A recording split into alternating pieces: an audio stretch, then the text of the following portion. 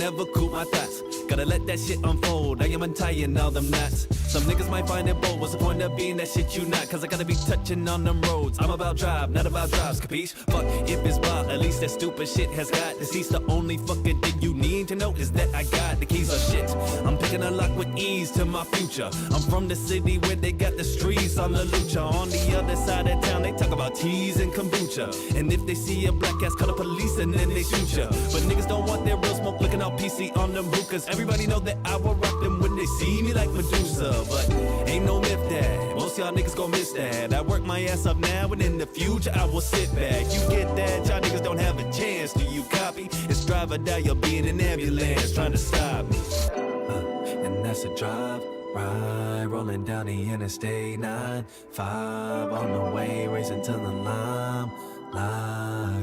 That's a drive, and that's a drive, ride, rolling down the interstate 95, trying to catch me, that's gonna take a lifetime. That's a drive. New level, I'm higher reaching. Dupe out of my tires screeching. Better get your 911s. Better get them sirens screaming. Better get your armies, your navy flown like water. Known I'm wavy. Bitch on guard, get a sword and face me. Bitch on guard, you pushing up daisies. So all the bullshit don't faze me though. Cause I gotta get the top fellatio. You wanna be me, but you lazy. So now you're looking insecure like HBO now. Please hang it up, it's over. Make some room for the young nigga. Shaking at the game like Coca-Cola. And it's go time. I've been knowing since like 09. Watching all them other niggas blow up.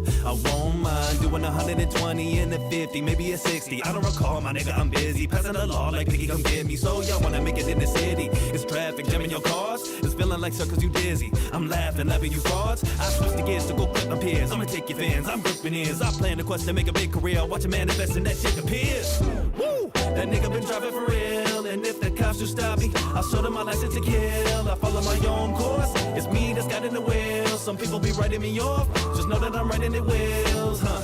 They must be living, I am living in the clutch. I never needed them to pop it, now they tryna win with us. And I can't tell if they just need a break or hinge or us. You could probably still ask them, think I left them in the dust. That's the drive, and that's the drive, ride, rolling down the interstate 95 on the way, racing to the limelight. That's a drive, and that's a drive, ride, rolling down the interstate 95, trying to catch me, that's gonna take a lifetime. That's a drive.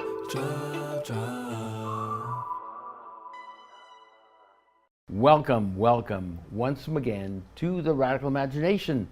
I'm your host, Jim Vrettos. I'm a sociologist who's taught at John Jay College and Yeshiva University here in New York City.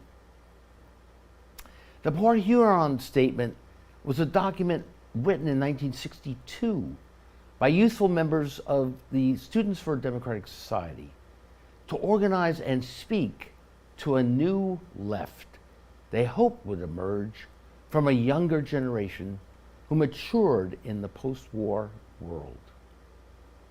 Other civil rights, human rights, anti-war, anti-imperialist, and anti-colonial movements of the time, like the Southern Christian Leadership Conference, the Black Panther Party, and Young Lords, were heavily led and organized by young people, many in their teens and early 20s.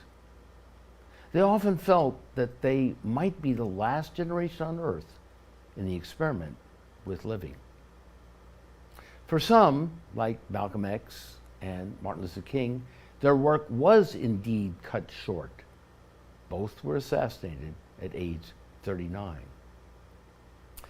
Today's 20-somethings have been characterized as being in a post-adolescent, pre-adult, not quite decided life stage, made more difficult by the loneliness and anomie of the pandemic years, the changing nature of work, and the cynicism and polarization of the times. However, through such movements as Black Lives Matter, Me Too, Extinction Rebellion, many have become determined and wedded toward a radically transformative world built on hope, justice, and radical love. Or as presidential candidate Cornel West puts it, to at least go down swinging like Ella Fitzgerald with style and a smile. Today's youth, soured but not fatally by forces that want to return to business as usual, have by and large not succumbed to the cynicism of their elders and the greed of the market. As we pass on the baton to those who take on the cause, they remain a potent force and vital ally for a revitalized and more encompassing progressive left. We welcome two of those potent forces to the Radical Imagination today. Damon X Hart is a hip-hop artist hailing from Yonkers, New York. He couples his phenomenal songwriting, rapping, and singing skills with an inextinguishable drive to be recognized by the pinnacles of the music world. He's a graduate of Columbia University, majoring in African American studies with a focus on sociology. He brings that lens to his music, focusing on themes of race, class, life, death, love, and loss. For him, the point is not just to make art, it's important to make art just. Malaki Zion Hart is a recent Columbia University graduate, majoring in African American and African Diaspora studies. He was president of the Caribbean Students Association at Columbia, played a major role in the creation of Columbia's first black residential building, and has interned at the Los Angeles DA's office. He wrote a comprehensive senior's thesis on the power of international black collaboration in the Americas, concentrating on the intertwined history of black Americans and black Bahamians. Malaki is planning to enter law school to pursue a legal career and further his knowledge of a legal system so deeply shaped by slavery and racism. It's absolutely terrific and a real joy to have both of you on the show today on the Radical Imagination. Thank you again for being here and our dialogue and discussion on what you've been doing and what you hope to do in the future. Yeah, So thank you for having us. Yeah. Thank you so very, very much. Let's start with the music, in a sense. We opened with one of your compositions and creations. Yeah, could we discuss what you're trying to accomplish in your music? To get us started in talking more about the social movements and some of the scholarship that you've been involved in, Malaki. Yeah. So Damon, yeah. Yeah. I think that with the music and keeping on theme with how you introduced today's show, the main point is to carry on that legacy of resistance that my ancestors demonstrated. And so, thinking about Malachi's own work with the connection between Black American and Black Bahamian struggles in the past and relating it to today's work and his own work at Columbia, the point has always been to push the envelope, and the point has always been to walk in the footsteps of those who came before me, and hopefully add some on of my own, so that maybe if our generation doesn't or isn't the generation that so to speak get us free, at least we left something for the next generation. One of my idols, Tupac, once said that I guarantee I'll spark the brain that will change the world. I might not change the world, but I will spark the brain. And I think what he was trying to say there is that I'll put in all the work that I can, but I'm not going to be selfish, and I'm not going to think of myself or my work or anything that I'm associated with as anything bigger than the overall movement to which I'm a part of. Mm-hmm. What are some other artists that you've listened to that have influenced you? Sure. Going way back, or as far as you want to. Yeah. Well, you listen to a lot of music. Lots of music. I bet. Yeah, I feel like that would be kind of sacrilegious if I didn't. Absolutely.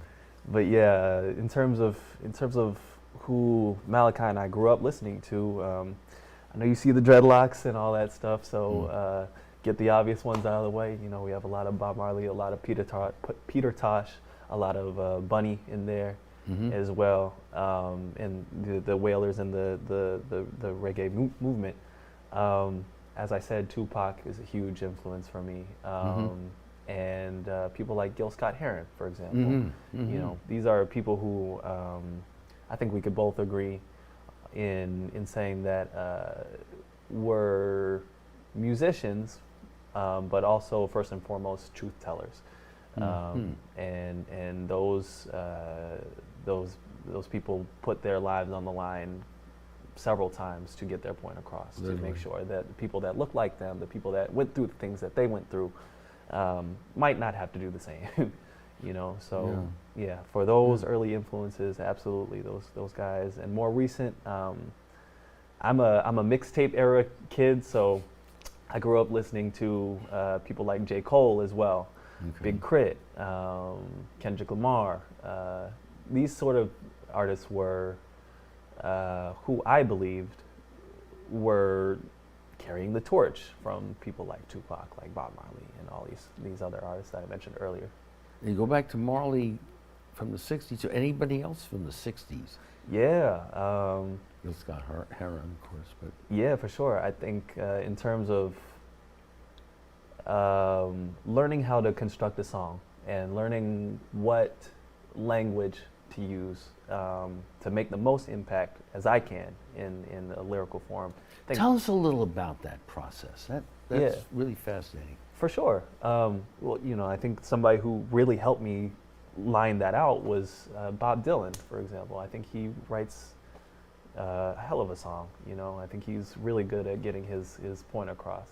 But the process for me is to pick a beat, if not make a beat, and usually it's influenced by how I'm feeling in the moment. So one of the songs that we'll talk about a little later is called Back to Normal. And I actually found that beat, but it was somber tones, very slow. It's almost as if like At the beginning. Yeah. Right. It's almost as if like leaves are blowing in the wind. But blowing in the wind. Right. Exactly. Dylan, yeah, all right. Exactly. All right. So let's take a look at Back to Normal.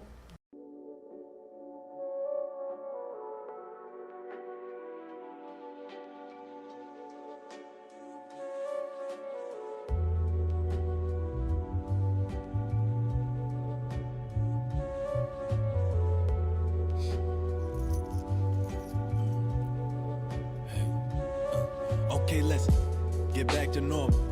That's how we say it. I truly wonder just what we saying.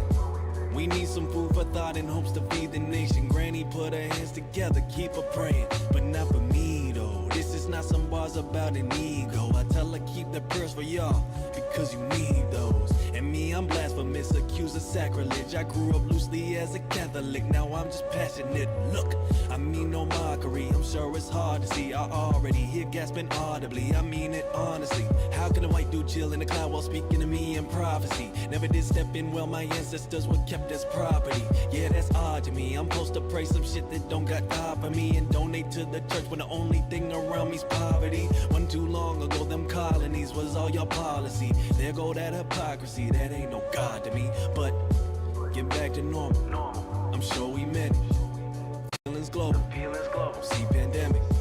I'm about to lose my crib and the least I read it. Tell me how am I supposed to feel when I get relief from Senate? The streets was empty, the schools are shut down, the people dying. It ain't especially a recipe for peaceful climate. The worst part is we never seize the chance to beat the virus. Now I don't go out and I don't like crowds, but I still keep realizing the more things change, the more they stay the same. The ones that put us all in danger never take the blame. You telling me all these politicians know your fucking name, but they keep on playing with your life and it ain't no fucking game. And it's a special anger when the people around you call it a hoax. You struggling, waiting in line 6 hours time, no feeling in your nose or breathing in your throat. They left you freezing in the cold. So trust me when I tell you there's a reason that they quote this. get back to normal. Did we fully leave it? Some shit remaining. You don't believe it? It's only a couple of things that's guaranteed, and unlike seasons, it ain't changing. Watch it maintaining, niggas still sleeping. We still lack any cohesion, and the odds ain't never been even. And the court's still packed, and the course is black, so you still lose all your freedom. But even if you make it by, you still might die by the knee of policemen. Well, at least they got that body cam, so the whole country gon' see it. Like it's improvement. They just watch it back and debate if you human. Like nigga, go prove it. Remember they used to find legend amusing. Your family's ruined, now you a hashtag whole world viewed it. And I might add that riots and looting, fire ensued, inspired the movement. You was the gas that blew up all of our conscience in your last act. Shit, white people even paid all of my niggas through that cash app. I never wanted to pay off, nigga, your way off, and it's sad that all of us wanna move forward, and they just want a flashback.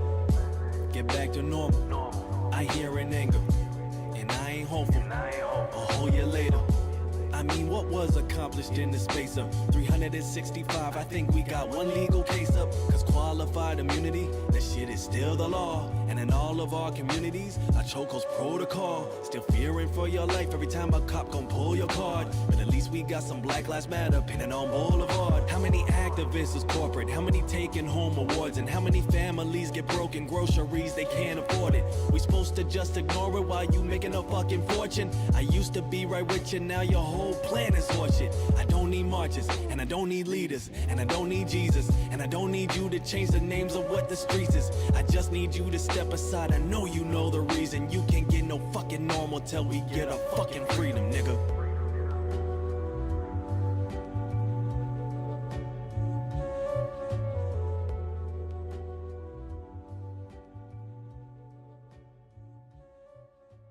Back to normal. And back to normal, I talked about things that were particularly important to me at the time and today. You know, things like the pandemic, things like the response to the murder of George Floyd. I injected a little bit of personality in there when I talked about my grandmother, who's devout Catholic, and just thinking about the let's say historical contradictions between the Catholic Church and freedom and justice movements, right? Which I think your father has had that discussion as well. Yeah, exactly. We'll get into, because you Right.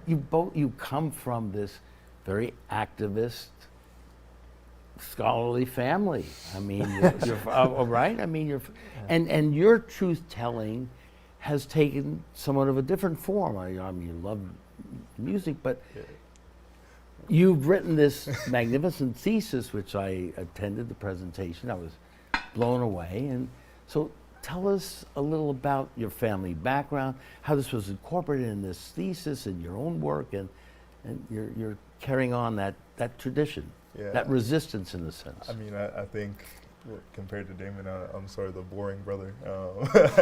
Well, I don't think so, but go ahead. He's the 2.0. He's the 2.0. Yeah. But yeah, for my thesis research, I wanted to really highlight the interconnection between the African diaspora within the Americas, and to do so, I focused mainly on African Americans and Black Bahamians.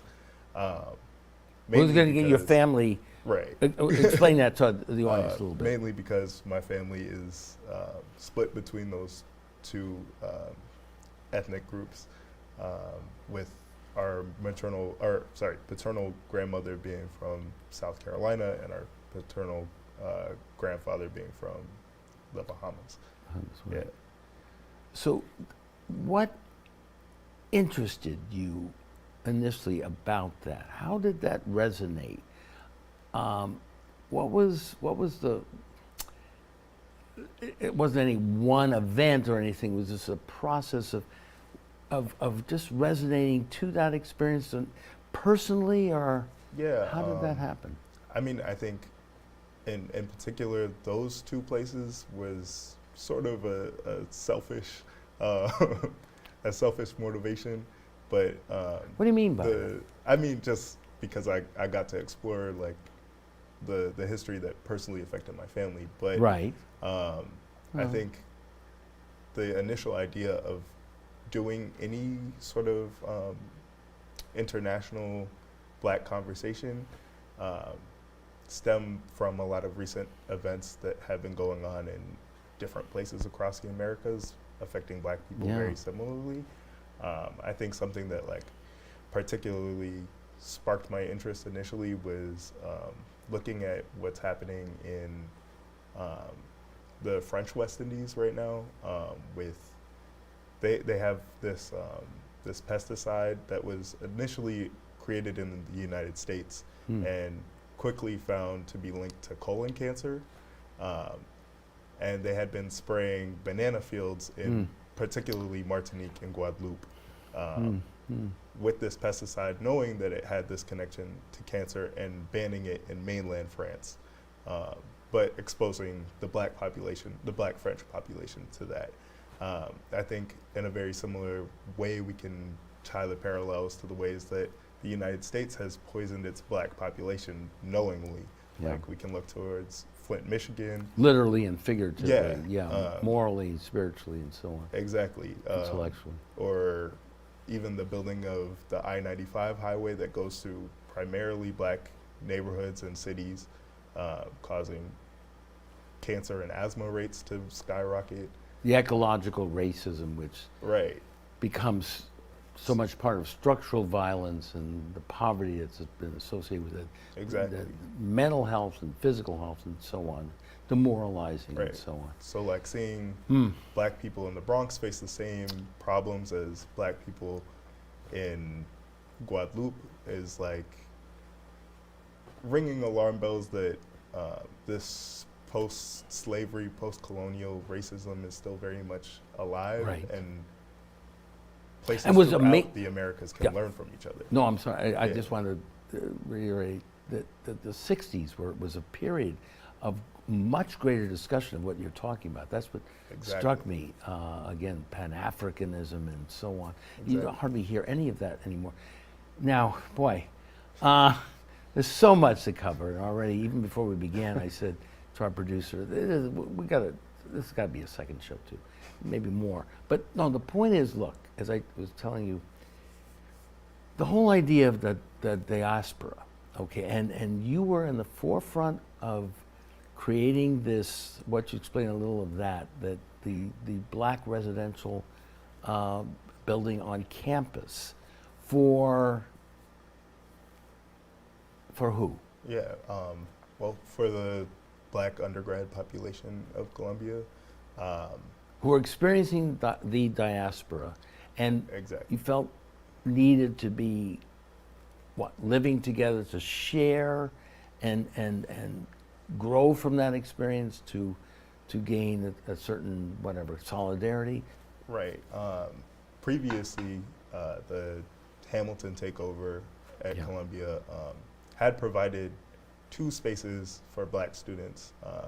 One which still exists today, the Malcolm X Lounge, which is a room that's fairly small, where students can have their weekly meetings. That's like the Black Student Organization has their meetings there, the African Student Association and the Caribbean Student Association, and a couple other smaller groups meet.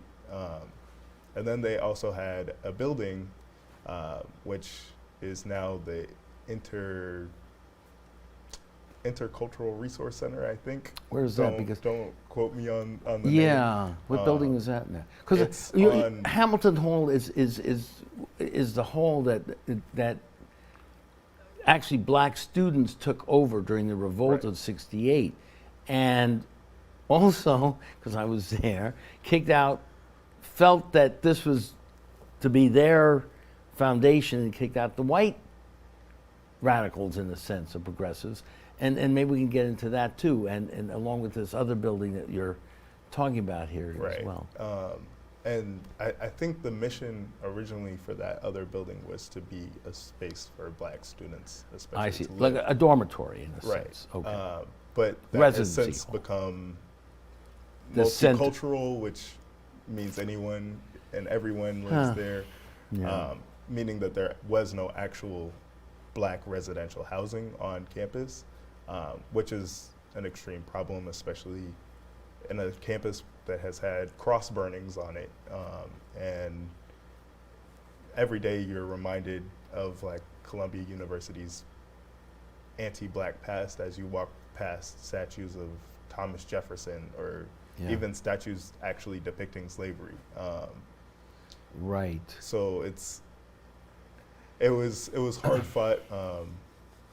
Myself and two other student leaders were the ones that actually presented and ultimately. So it's fully functioning now and going strong and so on? Yep, So we've had a complete roster. There's going to be, I interesting. think, I want to say 16 black students living in there next year. So Okay. yeah. Turning again to your work, Back to Normal, which we'd like to play as well. Tell us a little more about that composition. How does it relate a little bit to what Malachi's been talking about, or does it in your mind? For sure. So I put out Back to Normal a couple years ago, and this is in the aftermath of the murder of George Floyd and all the protests that accompanied it. And at the time of the actual murder, I didn't have much to say. I think I experienced a bit of, let's say, protest fatigue, if that makes sense. Where, you know, it seems that all is lost. It seems, you know, it's hard to keep going, and you just need a second to calm down. Yeah. So Take a breath. right, which is something that Literally, which he wasn't allowed to. right, exactly. And so in keeping with Malachi's work as well, you know, black students and black students at Columbia have always had this sort of motivation to keep the I guess the spirit of 1968 going. And you know, when I was in college, we also protested a lot too. You know, Malachi was part of the Caribbean Students Association, and I was part of the Black Students Organization. And when I was in college, we marched in response to, you know, Mike Brown. You know, this is off the heels of Trayvon Martin, all these things. And of course, Stokely Carmichael was there, 68 as well. Exactly. And you also have, you know, you also have visits from Malcolm X to Barnard. Right. You know? Amazing. Yeah. Right. So in keeping that sort of, I guess, mindset in play, after a while you get fatigued, and so you need a second to recharge. So Back to Normal is my coming back after recharging and sort of summarizing what I saw during the 2020 uprisings. You know, so I open the song by basically talking about something that has been on my mind personally for a long time, which is my grandmother's devout Catholicism, and I criticize that a little bit. And I use that as a way to sort of move into talking about the pandemic and how you mentioned earlier in your introduction of, you know, there's a little bit of a cynicism in our age group. And I think part of that comes from feeling abandoned by our elected officials, for example. You know, like I think about like the PPE loans or the lack of vaccines early on, or you know, people outright denying the existence of COVID. You know, so I thought about all those things, and I used the Catholicism to sort of segue into talking about the pandemic and feeling abandoned. And then the connection to the Catholicism. I'm just trying to understand your grandmother's support of that was in some way what? Denying a certain reality, or tell me about what that means. Yeah, sort of. The connection that I was making was that, no shade to anybody who's religious or anything like that. My point was making was saying that I noticed that in the way that my grandmother sort of, let's say, worships priests and nuns and people who are heavy in the Catholic tradition, I noticed a similar thing with how, you know, my generation or generations just before mine sort of worship these elected officials as if they're, you know, they're going to save them. And that's the connection that I was making. But it was really just a long line of trying to articulate a sort of feeling of abandonment, you know what I mean? And a little bit of Malcolm X, adherence to a white man's religion. Yeah, a little bit. A little bit of that. And then you turn to Dark Chocolate. We're going to be playing these clips for the audience. Let's take a look at Dark Chocolate.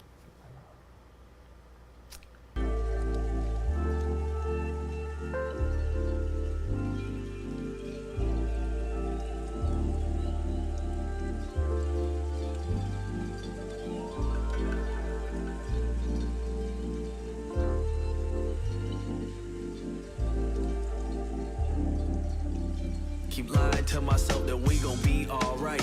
Had to take a Benadryl, I couldn't sleep last night.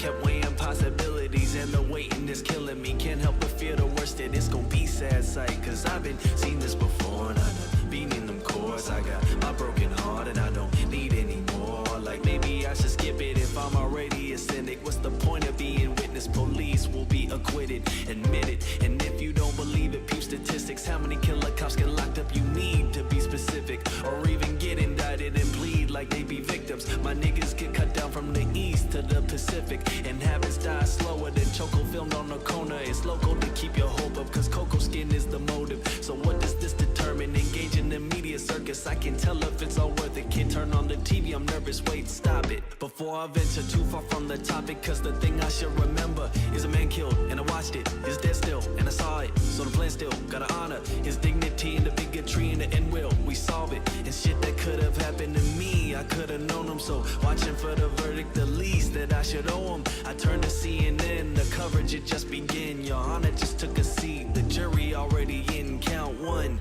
I ain't trying to hear them high hopes. Count two, wait, was that decision a typo? Count three, now the whole room silent. I know, cause the feeling is equivalent. Walking the tightrope, all guilty. We let out all our breath and deep sigh. Shit, everybody loved it. We smiled, we cried, cause it's prison for that coward. The sentiment black empowered. I thought it was just dessert, but then it turned sour. Dark chocolate.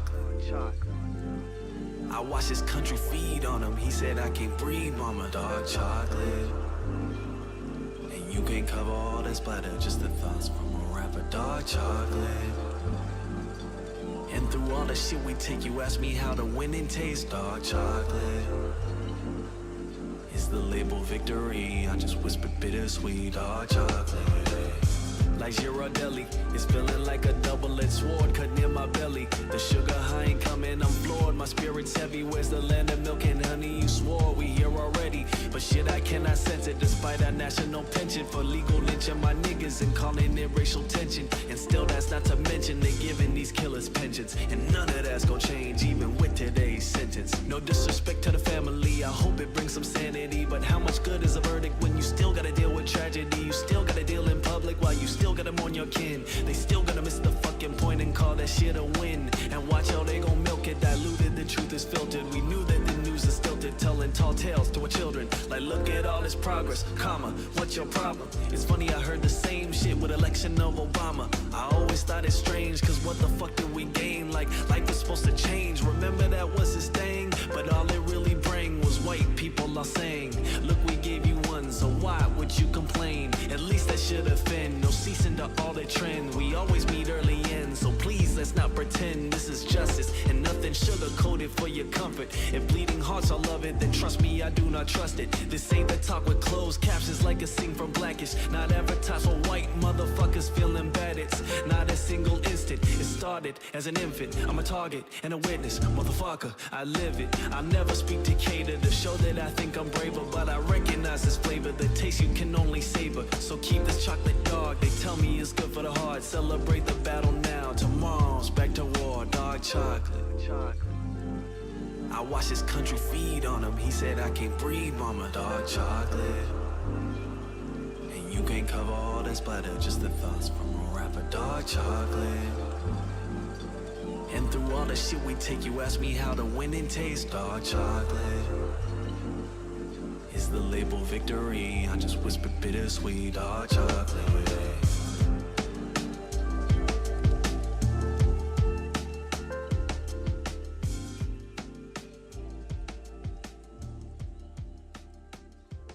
Damon, tell us a little more about your work, Dark Chocolate. Dark Chocolate is the spiritual successor to the last two verses of Back to Normal, in the sense that, again, it addresses the George Floyd killing. And Dark Chocolate is more focusing on the actual case of George Floyd and the aftermath and the trial of the officer that killed him. And it basically recounts my experience and feeling a sort of bittersweet ending to the end of the trial.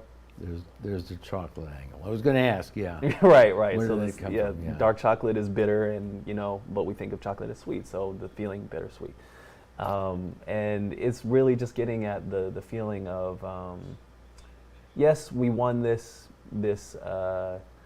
case, this legal case, but at the end of the day, George Floyd is not coming back.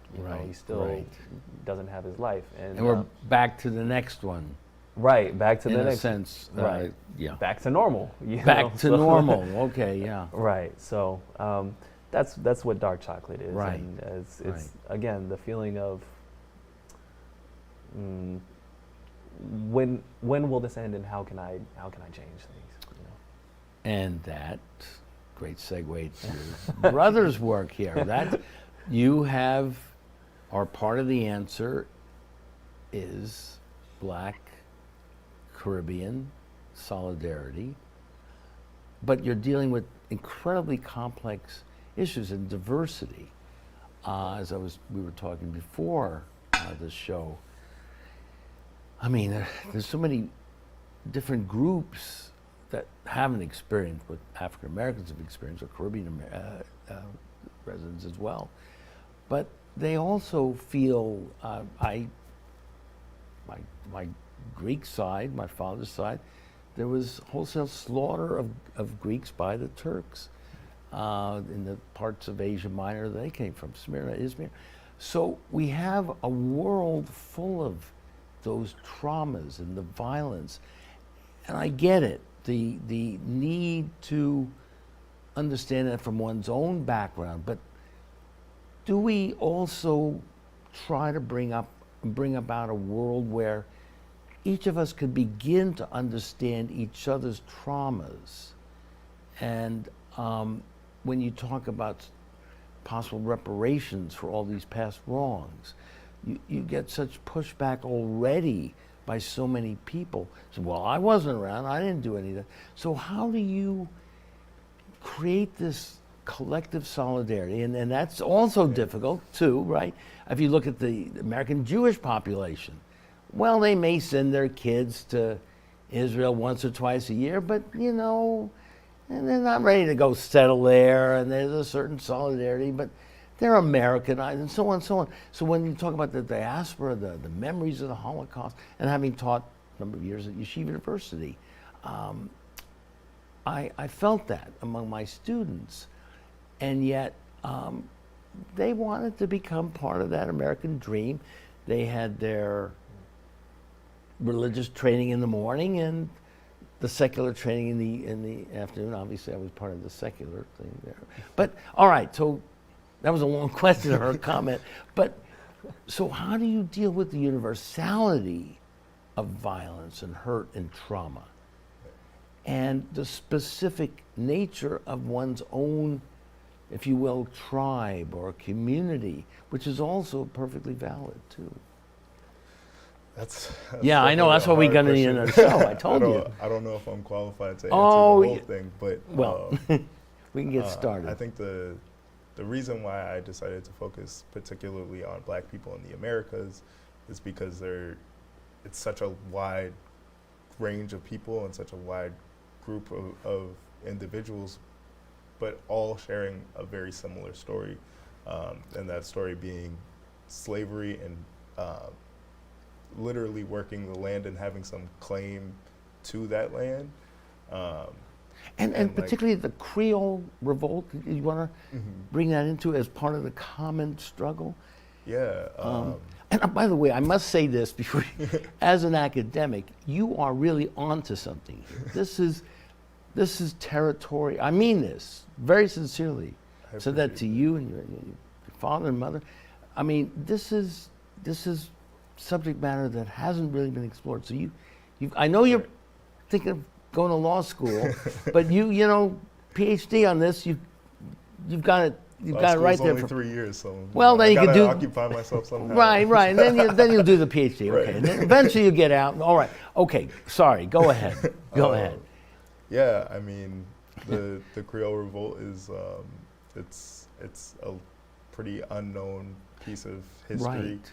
which is extremely disappointing. It's the United States' most successful slave revolt, in which multiple enslaved people that were initially planned to go from Virginia to Louisiana overtook their slave ship and found freedom in the Bahamas, which at the time was a I British see. territory. And under the British, they had already abolished slavery. So they were able to use this sea passage as a way to find freedom. Once actually in the Bahamas, there was debate between white British officials and the few white Americans that were still alive on board as to whether or not the revolters should maintain their freedom. But it was ultimately black Bahamians that put pressure on the British government really to release them and aided them in becoming Bahamian citizens. So it's a nice story of inter-American collaboration, especially just on the basis of blackness and on the basis of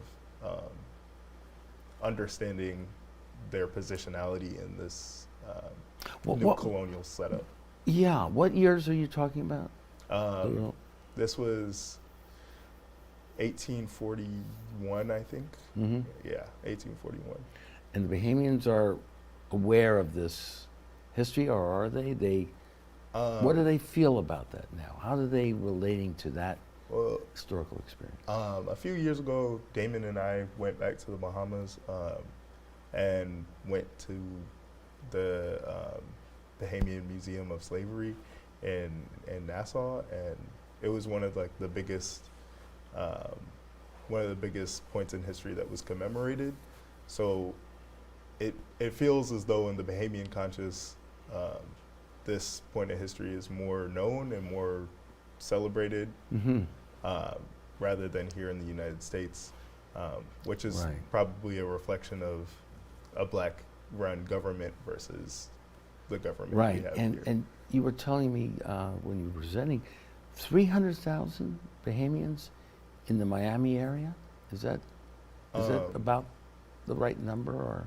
I believe so. I would have to look at that number again, but I'm not percent sure. But the back and forth has been going on for centuries now, and many black Floridians don't even know that they're of Bahamian heritage, but are. Wow. Yeah. Yeah. So these are large, complex issues, and how do we also avoid, as we are dispersed into the diaspora, again, what are the memories? What are the lessons we learn? How do we not get co-opted? And how do we not become bullies in return to the next wave, which is another show, but bedeviling, for example, the Israeli government this time. I mean, it's just unbelievable that you should have learned, and yet you're bullying other people in unspeakable ways, and that's just not part of the Jewish prophetic tradition and so on. But again, how do you deal with that with American Jews, the diaspora? How do you awaken that consciousness? Well, part of it is through music. We're going to turn to the music, and again, your piece on, appropriately enough, the sea waves, right? So tell us a little about. That's an instrumental that you relate to very much, love very much, and have, rapped to in a sense? Or? Yeah, for sure. Wave. So, like I said before, I'm a mixtape era kid. Waves is a song by this guy Joey Badass, who's my age, and he put out that mixtape in 2012, I believe, when we were both like 16 years old. But it was sort of the same sort of approach, I would say, to writing a song like Back to Normal or Dark Chocolate, where you're just like, you're pouring your heart out and you're trying to get the listener to empathize with you, so that instrumental is pretty important to me, just because of the memory it brings back, but also I just like to freestyle to it a lot, so you do, actually? So maybe I'll be able to do that so at the end of the show. Yeah, we hope so. Yeah, we're gonna cue that up, or and then have you do the number, I guess. Sure. And I've got to bring in, of course, your fabulous parents on this, and your father was a DJ. Yeah, right? That's one of his loves, right? So he's. Yeah. So we grew up with a turntable in the house, and I bet, yeah. Yeah. He's the first hip hop DJ in Miami at the time. This is really this is in the '80s. Yeah, they had a Run DMC come through, and I think my dad always tells the story about Run DMC coming to Miami, and I think they wanted to charge like $5 for their concert. And at the time, they would hold a show or a party for like $1 or $2. So everybody was like, we're not paying for that. So it's one of those things. It's like, but continuing the tradition, But still, $5 is pretty good. I mean, Joan Baez, Bob Dylan, even $3. But that was way back then. But so, and we should again mention that your father is Professor Carl Hart.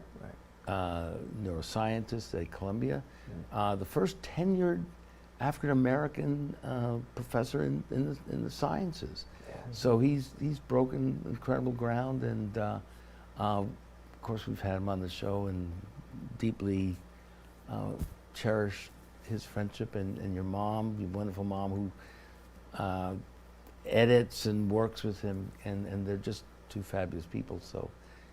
You lucked out there. That always helps. But again, so as we sort of wrap up the show here, perhaps what we can do is set up the Waves piece, and tell us what you're working on now as we do that. Yeah, for sure. Just to rewind that a little bit, sure. Back to my parents as well. But yeah, it's funny and endearing that you bring them up as well, because they, clearly we are happy to come from such great stock. But one point that they always made sure that we knew is that. Bit of a side note, Malaki and I always kind of make fun of we came from kings, sort of, black, like Hotepi response, which is, in a way to big up black people in the sense that, we didn't come from, we came from people who were proud, right? So, but sometimes you have that saying that is said to expect that we come from royalty or we were African kings or something, and that's not the case. Yeah, so, no, but but what you're saying is to be proud of that heritage. These were, and I met your grandmother too. Yeah, so briefly. Right, but the point is just to say that very thankful for our parents, very appreciative of what they've done for us. But the main point that they've always stressed is that, you know, like the pride comes from the hard work that you do. You know what I mean? Right. It doesn't come from the stock that you come from, you know? Right. And again, the theme of this, part of the theme of the show is to carry on that baton and pass it. And that's what you're doing at a very, very early age here in this sense. But what I again want to get to is this question of universality of suffering. And how can we make these connections realer for people so that they truly can put themselves in other people's shoes? I think that's absolutely the first step. Does your work and music enable that to happen as well as reflecting a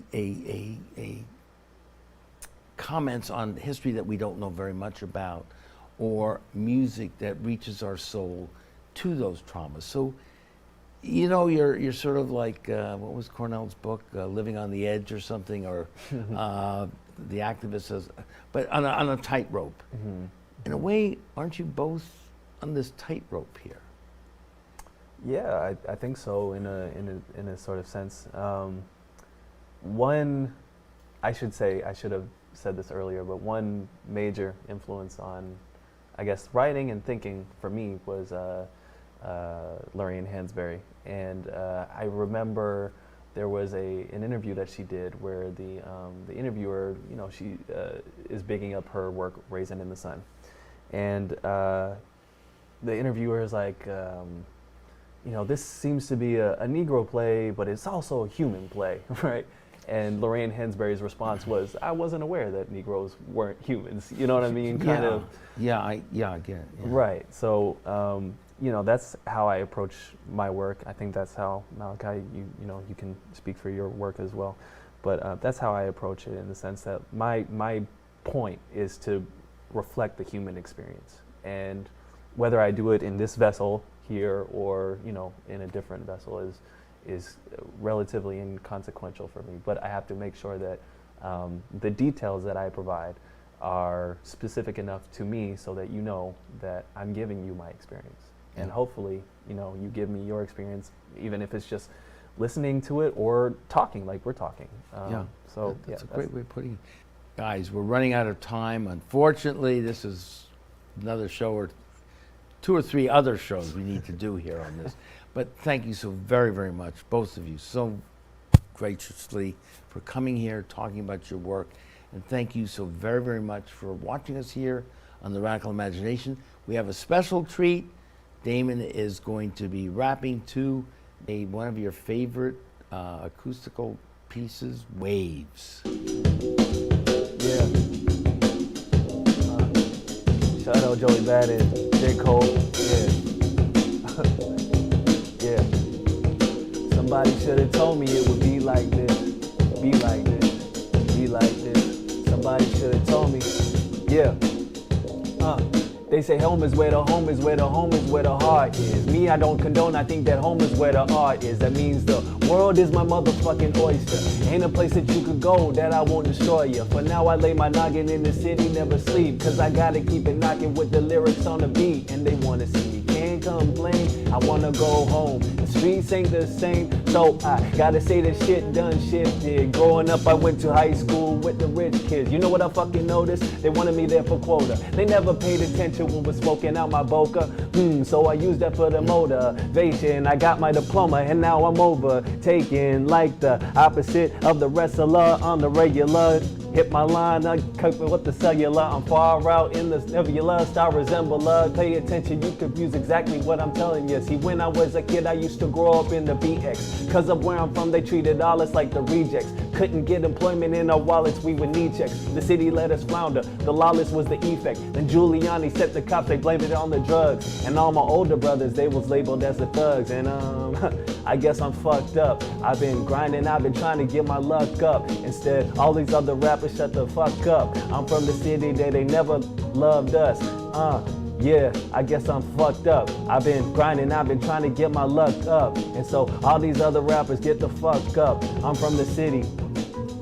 Yeah, okay, if they wasn't arrested, there was always other methods. Always wanted us to know that we were not protected. They put us in the rules and it showed to be effective. They put us in the news, we were told it was a necklace. No, it's all connected, put it in perspective. Rudy Giuliani shit, he was re-elected. Of course it was just deceptive and we trying to correct it. There was another threat and it said it undetected. I guess I'm fucked up. I've been grinding, I've been trying to get my luck up. Instead, all these other rappers get the fuck up. I'm from the city that ain't never fucking loved us. Yeah, okay, I'm fucked up. And I've been grinding, I've been trying to get my luck up. And so all these other rappers get the fuck up. I'm from the city. Yeah. Okay, hold up, poverty sold up, poverty is disappearing, but we know us, and so we had to move, we can no longer afford it, plus the landlord saw how we were living and ignored us. Prices start to crumble, then prices then decline, then rich whites buy the butt, build it back to shine. They wanted the land without the struggle or the rubble, so gentrification is just the city's biggest hustle. Where was all this money when my sisters needed help, when my brothers were in prison or arrested or in jail, when they couldn't make us all the targets, they tried to starve us. Say we should be grateful, at least we got a Starbucks. I don't really mean to harp, never meant to look the part, never said it so you could smile and say I'm smart. I did it cause it's coming from the bottom of my heart, so I I communicated from the start. The one thing they could never account for, consider the kid they never put in the ground or get rid of. That's the same you, eventually find the booth, use the voice behind his truth to say it, to say the truth. You like to run like a track star from where the facts are, try to switch up, pull my shit like a black card.